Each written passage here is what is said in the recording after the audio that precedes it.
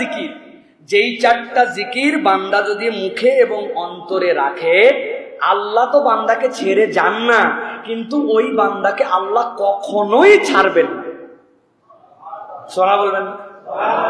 4টা জিকির যদি বান্দার সাথে থাকে, আল্লাহ ওই বান্দাকে কখনো ছাড়বেন না। সুবহানাল্লাহ। এতই সহজ, সবাই জানে।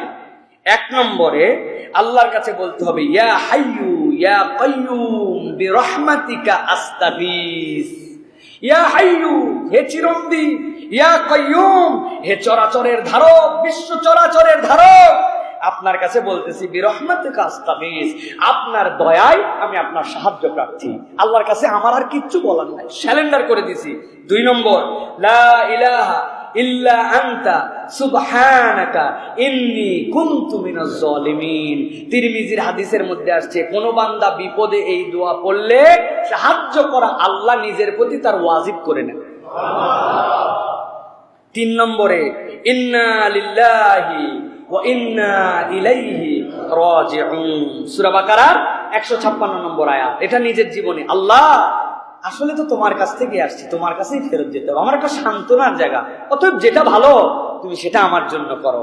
4 নম্বরে, আল্লাহুম্মা আজিরনি ফি মুসিবাতি ওয়া আখলিফ লি খায়রাম মিনহা। এটা আমরা অনেকেই জানি না। আল্লাহর কাছে বলতে হবে, আল্লাহুম্মা আজিরনি ফি মুসিবাতি, আল্লাহ আপনি আমার মুসিবত থেকে আমাকে পরিত্রাণ দেন, ওয়া আখলিফ লি খায়রাম মিনহা, আর পরিত্রাণ না দিলে আমার কিছু করে না, আপনি এর থেকে ভালোটা আমাকে দিয়ে দেন, এটার দ্বারা যে কষ্ট হয়েছে এই কষ্টের বিনিময়ে আমাকে দিয়ে দেন। সুবহানাল্লাহ।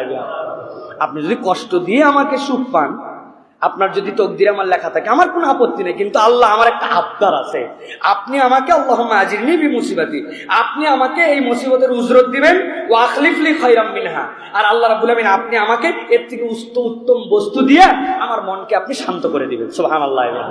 এই 4টা দোয়া সুন্দর করে আমরা এগুলো আমাদের জীবনে বাস্তবায়ন করার জন্য চেষ্টা করবো। আল্লাহ আমাদেরকে বোঝার তৌফিক দান করেন, বলেন আল্লাহুম্মা আমিন।